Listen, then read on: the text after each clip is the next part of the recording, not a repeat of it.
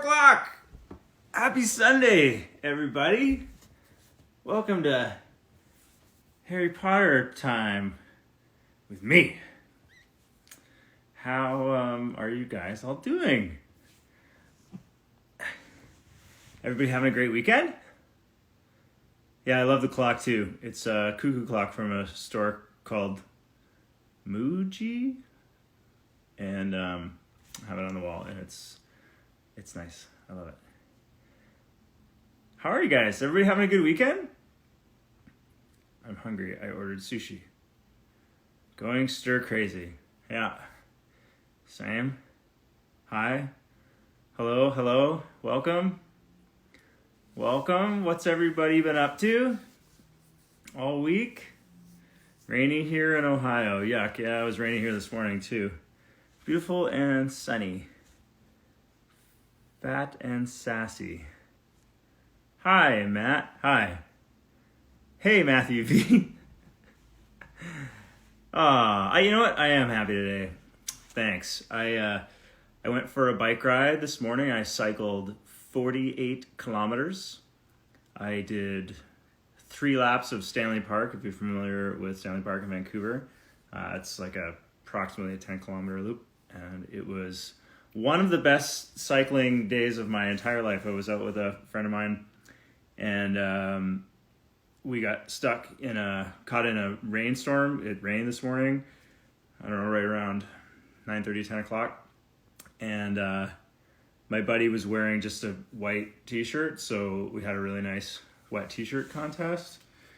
I was not prepared for the rain. I had a rain jacket on, but shorts. I was soaked, but he was really soaked.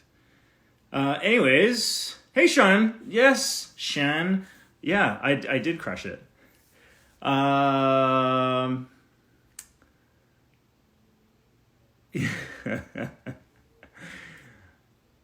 Oh, thanks. And that's why I have such great legs. They're just legs. Anyways, well, I guess, yeah, Matt, it was Al, of course, you know. So I've got my tea today. It's piping hot off the grill. Today's tea is just a green tea. I don't know if it's any good. I don't love green tea, but I already had the other ones today, so I'm a little bit English breakfast out. Anyways, thanks for joining. We are going to be going through Chapter 5 of Harry Potter and the Philosopher's Stone today by J.K. Rowling, illustrated by Jim Kay, hardcover. Very nice. I'll try and remember to show you the pictures as I forget every week. Get comfortable, grab a snack. It was funny, I was thinking about how I should have like a snack tray that just kind of like comes in and out, and like each time it's different, like a bowl of popcorn, and then like it disappears, and then it comes back, and there's like a full pig on top of it with an apple in its mouth, and then that goes away, and then it comes back, and it's a charcuterie or something like that. Anyways, today I have no snacks because I ate them all. I'm afraid to go to the grocery store. No, I'll do that tomorrow. Okay, where are we? Chapter 5.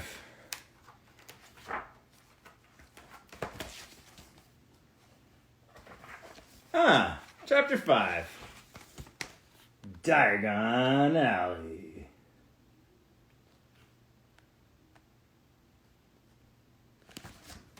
Okay.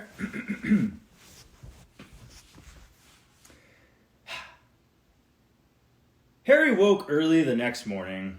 Although he couldn't tell it was daylight, he kept his eyes shut tight. It was a dream, he told himself firmly. I dreamt a giant called Hagrid came to tell me I was going to school for wizards. When I open my eyes, I'll be home in my cupboard. There was suddenly a loud tapping noise, and there's Aunt Petunia knocking on the door. Harry thought, his heart sinking, but he still didn't open his eyes. It had been such a good dream. Tap, tap, tap. All right, Harry mumbled, I'm getting up. He sat up, and Hagrid's heavy coat fell off of him. The hut was full of sunlight. The storm was over. Hagrid himself was asleep on the collapsed sofa, and there was an owl rapping its claw on the window, a newspaper held in its beak. Harry scrambled to his feet. So happy he felt as though a large balloon was swelling inside of him. He went straight to the window and jerked it open. the owl swooped in and dropped the newspaper on top of Hagrid, who didn't wake up. The owl then fluttered onto the floor and began to attack Hagrid's coat. "Don't do that." Harry tried to wave the owl out of the way, but it snapped its beak fiercely at him and carried on savaging the coat. "Hagrid," said Harry loudly, "there's an owl." "Pay him," Hagrid grunted into the sofa. "What?" "He wants paying for your delivering the paper." "Look in the pockets." Hagrid's coat seemed to be made of nothing but pockets. Bunches of keys, slug pellets, balls of string, mint humbugs, tea bags. Finally, Harry pulled out a handful of strange-looking coins.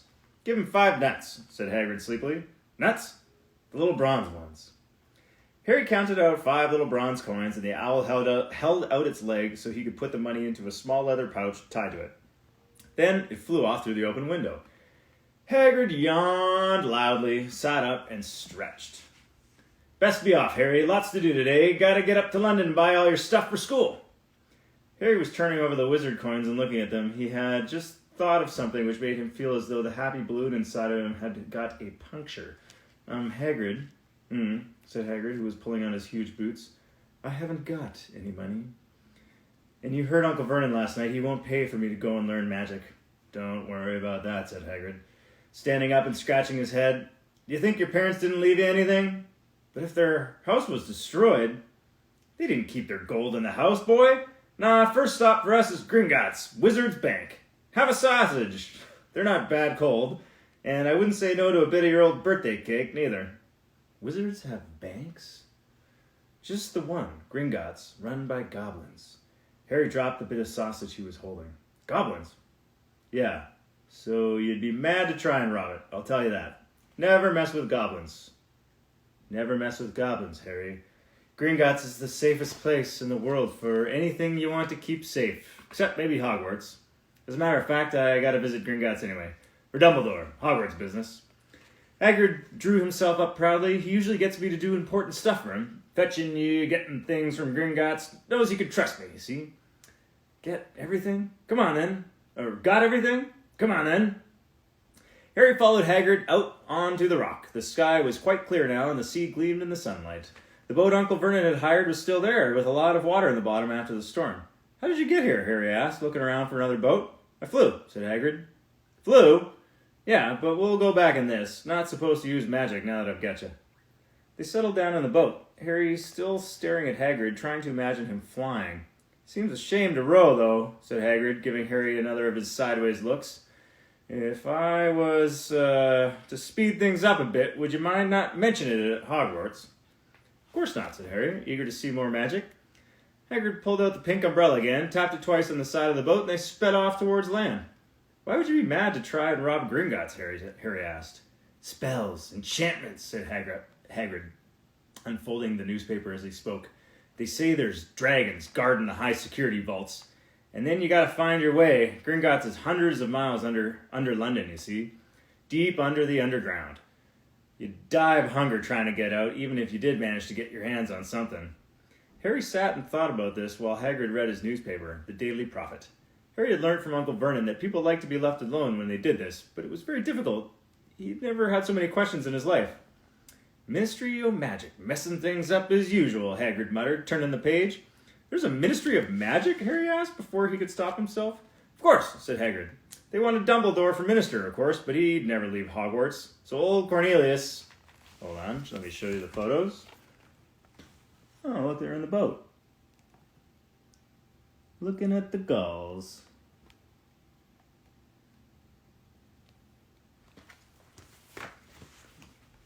Anyways, so old Cornelius Fudge got the job. Bungler, if there ever was one. So he pets Dumbledore with owls every morning, asking for advice. Or pelts Dumbledore with owls.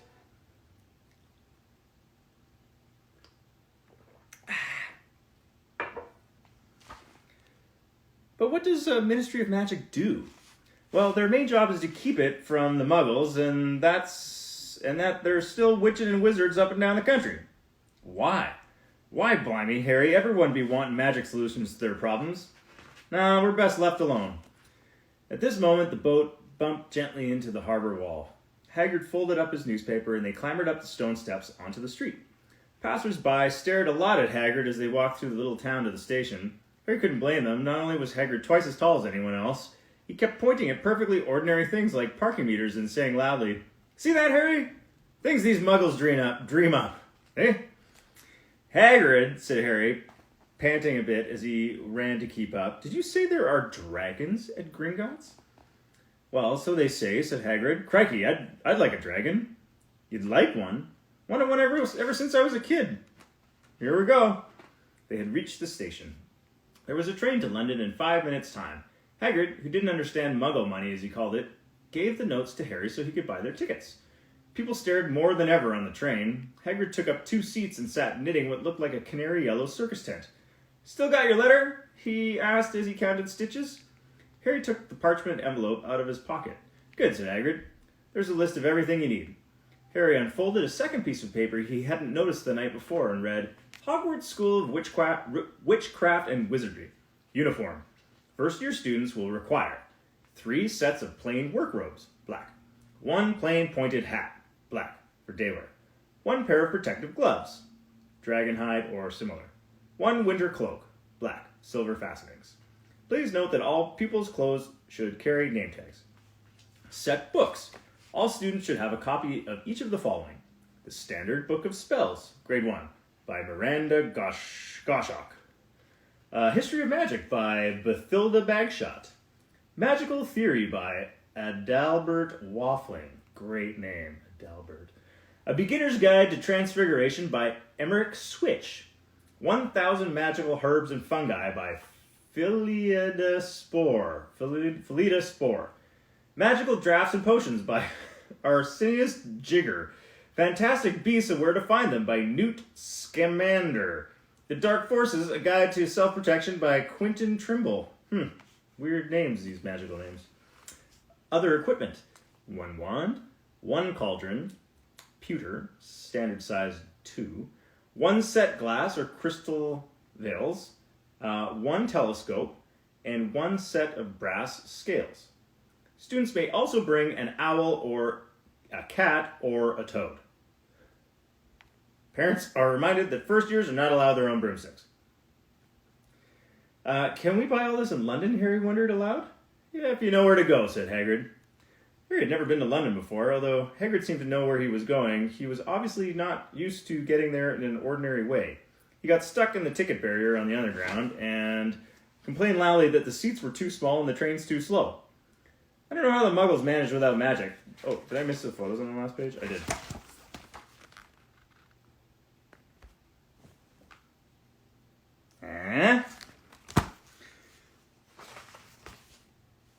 I don't know how the Muggles managed without magic, he said as they climbed a broken-down escalator which led up to a bustling road lined with shops.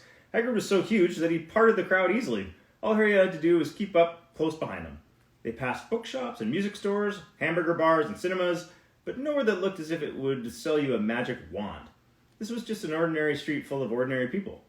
Could there really be piles of wizard gold buried miles beneath them? Were there really shops that sold spellbooks and broomsticks?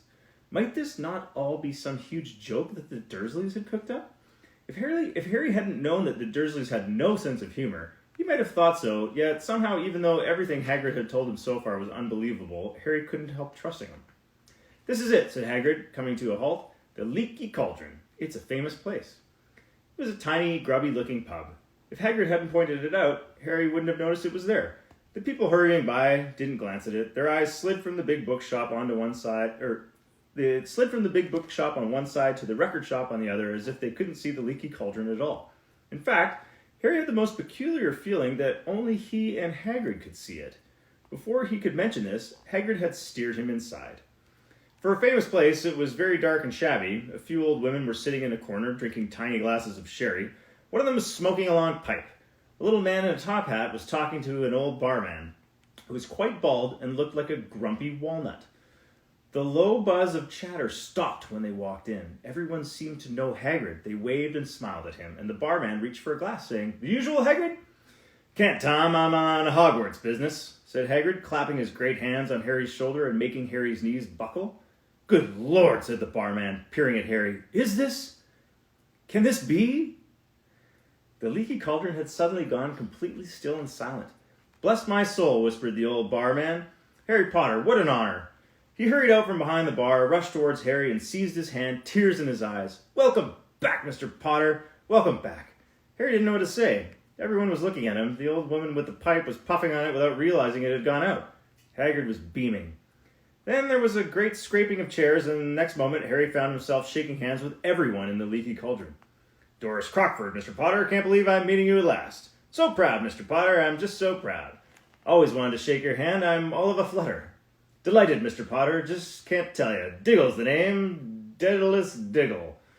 I've seen you before, said Harry, as Daedalus Diggle's top hat fell off in his excitement. You bowed to me once in a shop. He remembers. Looking around at everyone, did you hear that? He remembers me. Harry shook hands again and again. Doris Crockford kept coming back for more.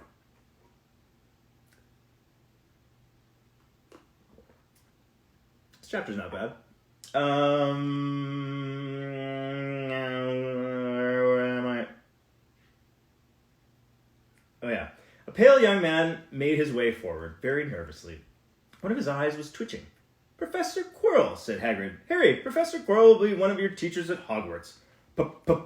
Potter, stammered Professor Quirrell, grasping Harry's hand. Can't tell you how pleased I am to meet you.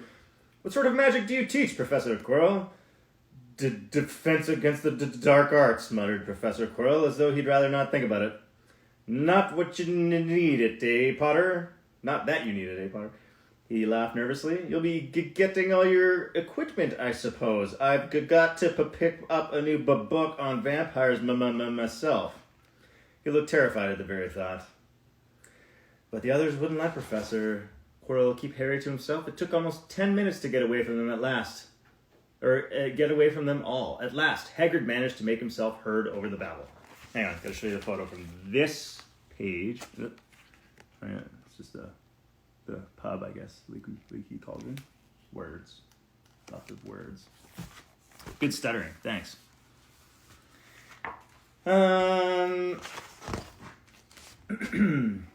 Must get on. Lots to buy. Come on, Harry. Doris Crockford shook Harry's hand one last time, and Hagrid led them through the bar and out into a small walled courtyard where there was nothing but a dustbin and a few weeds. Hagrid grinned at Harry. Told you, didn't I? Told you were famous. Even Professor Quirrell was trembling at meeting you. Mind you, he's usually trembling. Is he always that nervous? Oh yeah, poor bloke. Brilliant mind. He was fine while he was studying out of books, but then he got a year off to get some first-hand experience. They say he met vampires in the Black Forest, and there was a nasty bit of trouble with a hag. Never been the same since. Scared of the students, scared of his own subjects. Now, where's me umbrella? Vampires? Hags? Harry's head was swimming. Hagrid, meanwhile, was counting bricks in the wall above the dustbin. 3 up, 2 across, he muttered. Right, stand back, Harry. He tapped the wall 3 times with the point of his umbrella. The brick he touched quivered. It wiggled in the middle. A small hole appeared. It grew wider and wider. A second later, they were facing an archway large enough for even Hagrid. An archway onto a cobbled street which twisted and turned out of sight. Welcome, said Hagrid, to Diagon Alley.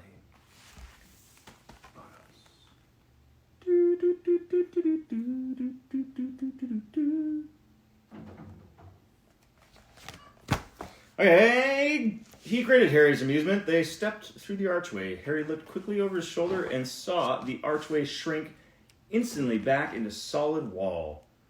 Oh, here, let me show you the photos on this. Get ahead here. I guess this is Diagon Alley.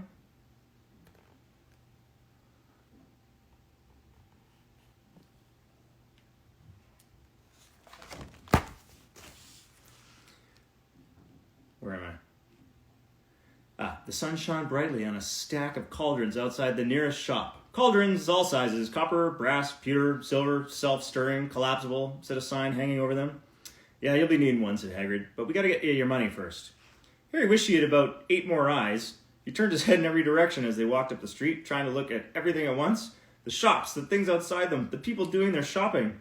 A plump woman outside the Apothecary was shaking her head as they passed, saying, Dragon liver, 16 sickles an ounce. They're mad. A low, soft hooting came from a dark shop with a sign saying, Ilops Owl Emporium? Ilops Owl Emporium? Tawny, Screech, Barn, Brown, and Snowy. Several boys of about Harry's age had their noses pressed against a window with a broomstick in it. Oh, look, Harry, one of them... Sorry. They had their noses pressed against a window with broomsticks in it. Look, Harry heard one of them say, the new Nimbus 2000, fastest ever. They were shops selling robes, shops selling telescopes and strange silver instruments Harry had never seen before. Windows stacked with barrels of bat spleens and eel's eyes, tottering piles of spell books, quills, and rolls of parchment, potion bottles, globes of the moon. Gringotts, said Hagrid. They had reached a snowy white building which towered over the other little shop. Standing beside its burnished bronze doors, wearing a uniform of scarlet and gold, was... Yeah, that's a goblin, said Hagrid quietly as they walked up the white stone steps towards him. The goblin was about a head shorter than Harry. He had a swarthy, clever face, a pointed beard, Harry noticed, very long fingers and feet. He bowed as they walked inside. Now they were facing a second pair of doors, silver this time, with words engraved upon them. Enter, stranger, but take heed of what awaits the sin of greed. For those who take but do not earn must pay most dearly in their turn. So if you seek beneath our floors a treasure that was never yours, thief, you have been warned, beware of finding more than treasure there. Like I said, you'd be mad trying to rob it, said Hagrid. A pair of goblins bowed them through the silver doors, and they were in a vast marble hall. About 100 more goblins were sitting on high stools behind a long counter, scribbling in large ledgers, weighing coins on brass scales, examining precious stones through eyeglasses. There were too many doors to count leading off the hall, and yet more goblins were showing people in and out of these. Hagrid and Harry made for the counter. Morning, said Hagrid to a free goblin. We've come to take some money out for Mr. Potter's safe. You have his key, sir? Got it somewhere, said Hagrid, and he started emptying his pockets onto the counter, scattering a handful of moldy dog biscuits over the goblin's book of numbers. The goblin wrinkled his nose. Harry watched the goblin on the right, weighing a pile of rubies as big as glowing coals. Got it, said Hagrid at last, holding up a tiny golden key. The goblin looked at it closely. That seems to be in order. And I've also got a letter here from Professor Dumbledore, said Hagrid importantly, throwing out his chest. It's about the you-know-what in Vault 713. The goblin read the letter carefully. Very well, he said, handing it back to Hagrid. I will have someone take you down to both vaults. Griphook. Griphook was yet another goblin. Once Hagrid had crammed all the dog biscuits back inside his pockets, he and Harry followed Griphook towards one of the doors leading off the hall. What's the you-know-what in Vault 713, Harry asked. Can't tell you that, said Hagrid mysteriously. Very secret. Hogwarts business. Dumbledore's trusted me. More in my job's worth to tell you that. Griphook held the door open for them. Harry, who had expected more marble, was surprised. They were in a narrow stone passageway lit with flaming torches. It sloped steeply downwards, and there were little railway tracks on the floor. Griphook whistled, and a small cart came hurtling up the tracks towards them. They climbed in, Hagrid with some difficulty, and were off.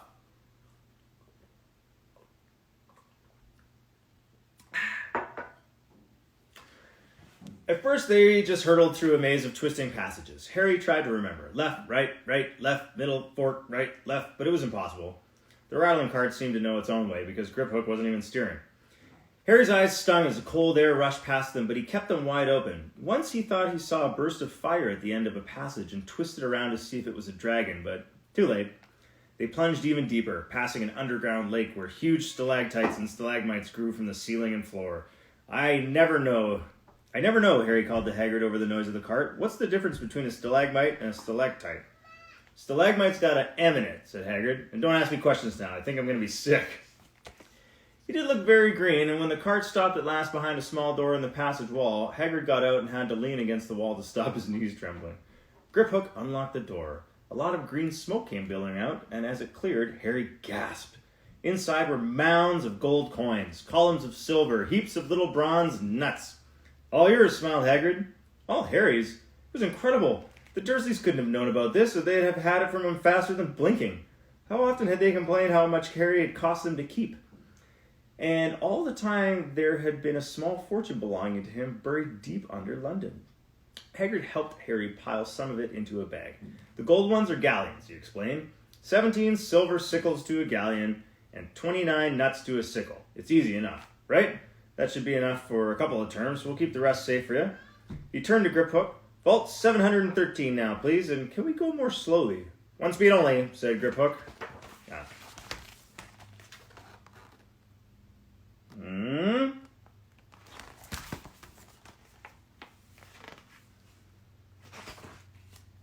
Okay.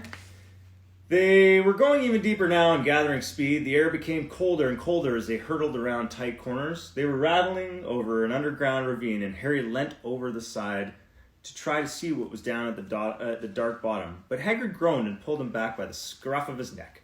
Vault 713 had no keyhole. Stand back, said Griphook importantly. He stroked the door gently with one of his long fingers, and it simply melted away. If anyone but a Gringotts goblin tried that, they'd be sucked through the door and trapped in there, said Griphook. How often do you check to see if anyone's inside? Harry asked. About once every 10 years, said Griphook, with a rather nasty grin. Something really extraordinary had to be inside this top security vault. Harry was sure, and he leaned forward eagerly, expecting to see fabulous jewels at the very least. But at first he thought it was empty. Then he noticed a grubby little package wrapped up in brown paper lying on the floor. Hagrid picked it up and tucked it deep inside his coat. Harry longed to know what it was, but knew better than to ask. Come on back in this infernal cart and don't talk to me on the way back. It's best if I keep my mouth shut, said Hagrid. One wild cart ride later, they stood blinking in the sunlight outside Gringotts. Harry didn't know where to run first now that he had a bag full of money. He didn't have to know how many galleons there were to a pound to know that he was holding more money than he'd ever had in his whole life, more money than even Dudley had ever had.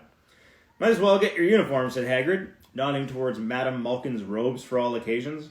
Listen, Harry, would you mind if I slipped off for a pick-me-up in the Leaky Cauldron?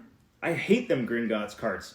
He did look a little bit sick, so Harry entered Madame Malkin's shop alone, feeling nervous.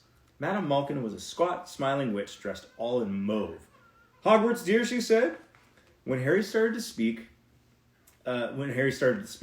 got the lot here. Another young man being fitted up just now, in fact. In the back of the shop, a boy with a pale, pointed face was standing on a footstool while a second witch pinned up his long black robes. Madame Malkin stood Harry on a stool next to him, slipped the long robe over his head and began to pin it in the right length. Hello, said the boy. Hogwarts too? Yes, said Harry. My father's next door buying me books and my mother's up the street looking at wands, said the boy. He had a bored, drawling voice. Then I'm going to drag them off to look at racing brooms. I don't see why first years can't have their own. I think I'll bully father into getting me one and I'll smuggle it in somehow. Harry was strongly reminded of Dudley. Have you got your own broom? The boy went on. No, said Harry. Play Quidditch at all? No, said Harry again, wondering what on earth Quidditch could be. I do. Father says it's a crime if I'm not picked to play for my house, and I must say I agree. Know what house you'll be in yet? No, said Harry, feeling more stupid by the minute. Well, no one really knows until they get there, no one really knows until they get there, do they? But I know I'll be in Slytherin. All our family have been. Imagine being in Hufflepuff. I think I'd leave, wouldn't you? Said Harry, wishing he could say something a bit more interesting. I say, look at that man, said the boy, suddenly nodding towards the front window. Hagrid was standing there, grinning at Harry and pointing 2 large ice creams to show he couldn't come in. That's Hagrid, said Harry, pleased to know something the boy didn't. He works at Hogwarts. Oh, said the boy, I've heard of him. He's a sort of servant, isn't he? He's the gamekeeper, said Harry. He was liking the boy less and less every second. Yes, exactly. I heard he's a sort of savage. Lives in a hut in the school grounds, and every now and then he gets drunk, tries to do magic, and ends up setting fire to his bed. I think he's brilliant, said Harry coldly. Do you? Said the boy with a slight sneer. Why is he with you? Where are your parents? They're dead, said Harry shortly. He didn't feel much like going into the matter with this boy. Sorry, I'm laughing. It was just funny. Oh, sorry, said the other, not sounding sorry at all. But they were our kind, weren't they? They were a witch and a wizard, if that's what you mean. I really don't think they should let the other sort in, do you? They're just not the same. They've never been brought up to know our ways. Some of them have never even heard of Hogwarts until they get the letter, I imagine. I think they should keep it in the old wizarding families. What's your surname, anyway? Before Harry could answer, Madame Malkin said, That's you done, my dear, and Harry, not sorry for an excuse to stop talking to the boy, hopped down from the footstool. Well, I'll see you at Hogwarts, I suppose, said the drawling boy. Harry was rather quiet as he ate the ice cream Hagrid had bought him, chocolate and raspberry with chopped nuts. What's up? Said Hagrid. Nothing, Harry lied. They stopped to buy parchment and quills. Harry cheered up a bit when he found a bottle of ink that's changed color as you wrote. When they had left the shop, he said, Hagrid, what's Quidditch? Blimey, Harry, I keep forgetting how little you know, not knowing about Quidditch. Don't make me feel worse, said Harry. He told Hagrid about the pale boy and Madame Malkins. And he said people from Muggle families shouldn't even be allowed in. You're not from a Muggle family. If he'd known who you were, he'd grown up knowing your name if his parents are wizarding folk. You saw him in the Leaky Cauldron. Anyways, what does he know about it? Some of the best I ever saw were the only ones with magic in them. Long line of...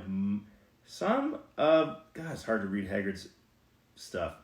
Some of the best I ever saw were the only ones with magic in 'em in a long line o' muggles.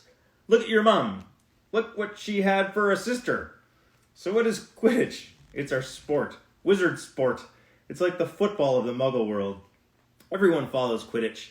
Played up in the air on broomsticks, and there's 4 balls. Sort of hard to explain the rules. And what are Slytherin and Hufflepuff? Schoolhouses. There's 4. Everyone says Hufflepuff are a lot of duffers, but I bet I'm in Hufflepuff, said Harry gloomily. Better Hufflepuff than Slytherin, said Hagrid darkly.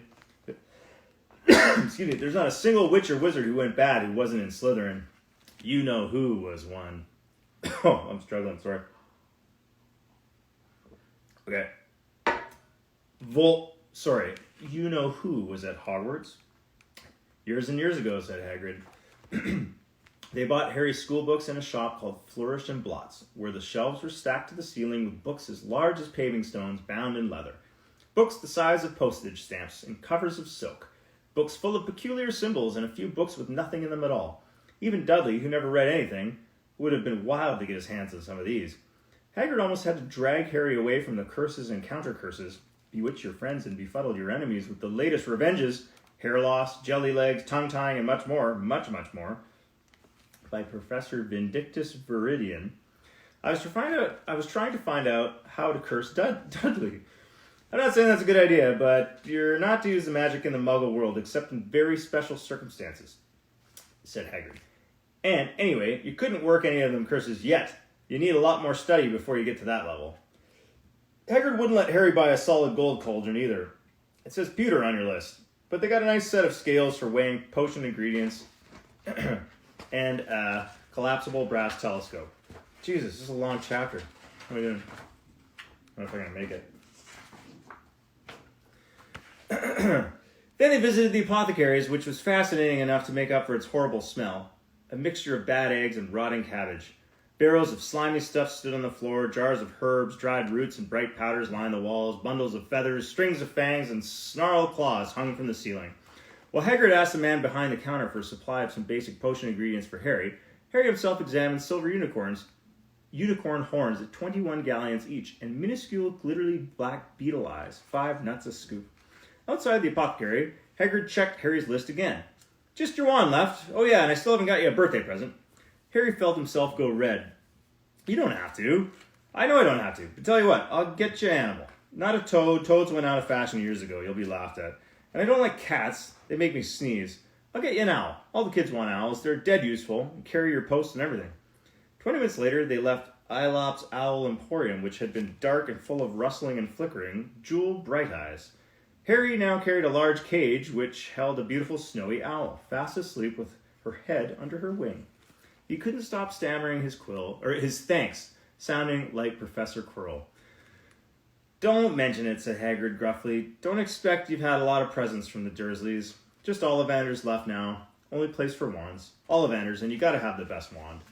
A magic wand. This was what Harry had really been looking forward to. The last shop was narrow and shabby. Peeling gold letters over the door read, Ollivanders, makers of fine wands since 382 BC. A single wand lay on a faded purple cushion in the dusty window. A tinkling bell rang somewhere in the depths of the shop as they stepped inside. It was a tiny place, empty except for a single spindly chair which Hagrid sat on to wait. Harry felt very strangely as though he had entered a very strict library. He swallowed a lot of new questions which had just occurred to him and looked instead at the thousands of narrow boxes piled neatly right up to the ceiling. For some reason, the back of his neck prickled. The very dust and silence in here seemed to tingle with some secret magic. Good afternoon, said a soft voice. Harry jumped. Hagrid must have jumped too, because there was a loud crunching noise and he got off quickly off the spindly chair. An old man was standing before them, his wide, pale eyes shining like moons through the gloom of the shop. Hello, said Harry awkwardly. "Ah, yes," said the man. Yes. I thought I'd be seeing you soon. Harry Potter." "It wasn't a question. You have your mother's eyes. It seems only yesterday she was in here herself, buying her first wand. 10 1/4 inches long, swishy, made of willow. Nice wand for charm work." Mr. Ollivander moved closer to Harry. Harry wished he would blink. Those silvery eyes were a little bit creepy. "Your father, on the other hand, favored a mahogany wand, 11 inches, pliable, a little more power and excellent for transfiguration. Well, I say your father favored it. It's really the wand that chooses the wizard, of course." Mr. Ollivander had come so close that he and Harry were almost nose to nose. Harry could see himself reflected in those misty eyes.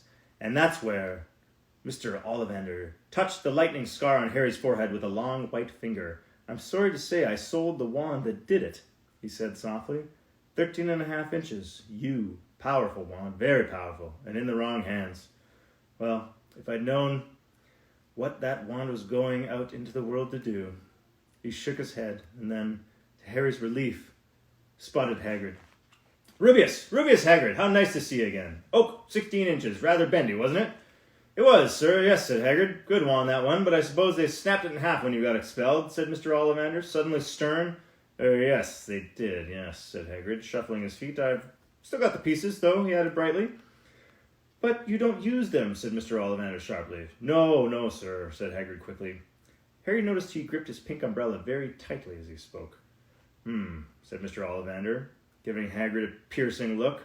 "Well now, Mr. Potter, let me see." He pulled the long tape measure with silver markings out of his pocket. "Which is your wand arm?" Well, I'm right-handed," said Harry. "Hold out your arm, that's it." He measured Harry from shoulder to finger, then wrist to elbow, shoulder to floor, knee to armpit, and around his head. As he measured, he said, "Every Ollivander wand has a core of a powerful magical substance, Mr. Potter. We use unicorn hairs, phoenix tail feathers, and the heartstrings of dragons. No two Ollivander wands are the same, just as no two unicorns, dragons, or phoenixes are quite the same. And of course, you will never get such good results with another wizard's wand." Harry suddenly realized that the tape measure, which was measuring between his nostrils, was doing this on its own. Mr. Ollivander was flitting around the shelves, taking down boxes. "That will do," he said, and the tape measure crumpled into a heap on the floor. "Right then, Mr. Potter, try this one. Beechwood and dragon heartstring, 9 inches. Nice and flexible. Just take it and give it a wave." Harry took the wand and, feeling a bit foolish, waved around a bit, but Mr. Ollivander snatched it out of his hand almost at once. "Maple and phoenix feather, 7 inches. Quite whippy. Try." Harry tried, but he had hardly raised the wand when it, too, was snatched back by Mr. Ollivander. No. Here, ebony and unicorn hair, 8 1/2 inches. Springy. Go on, try it out." Harry tried and tried. He had no idea what Mr. Ollivander was waiting for. The pile of wands was mounting higher and higher on the spindly chair, but the more wands Mr. Ollivander pulled from the shelves, the happier he seemed to become. "Tricky customer, eh? Not to worry, we'll find the perfect match here somewhere. I wonder now, yes, why not? Unusual combination, holly and phoenix feather, 11 inches, nice and supple." Harry took the wand.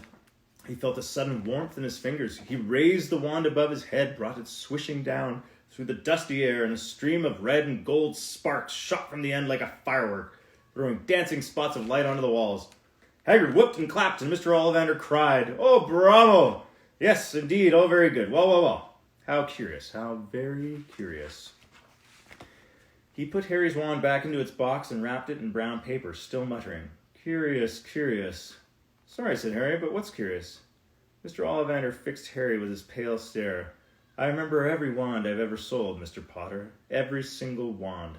It so happens that the phoenix whose tail feather is in your wand gave another feather, just one other.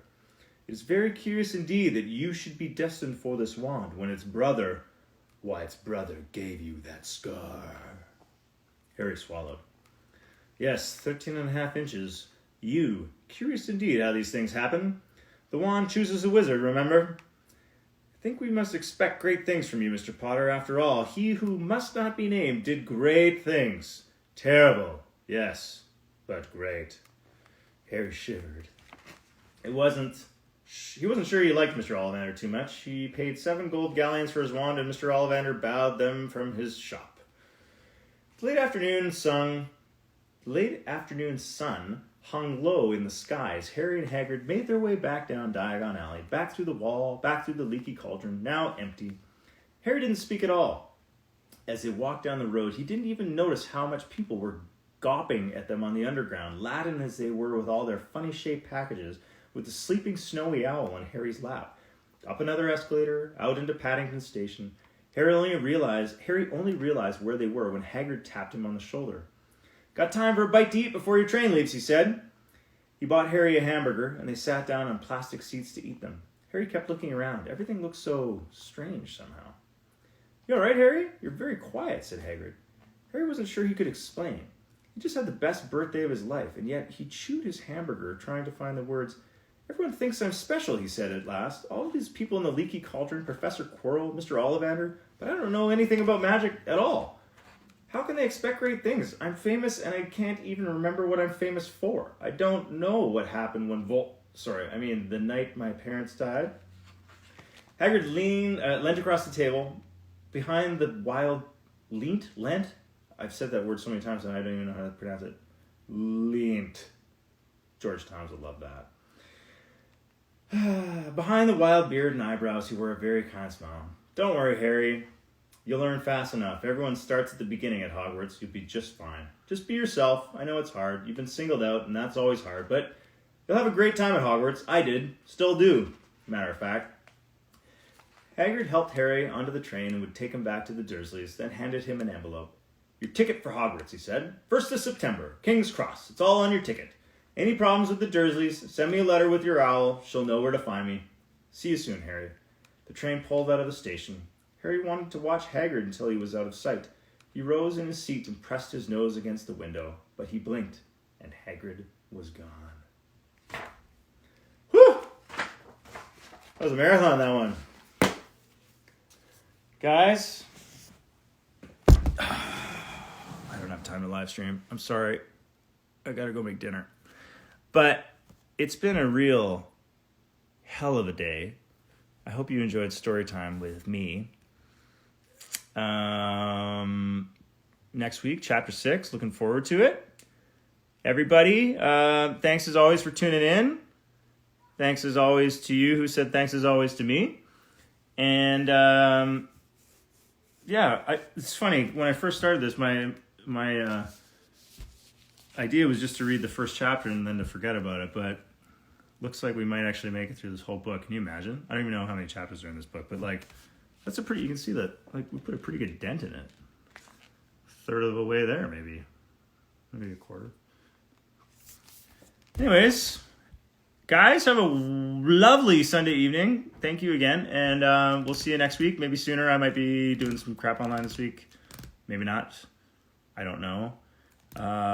Stay safe out there. And,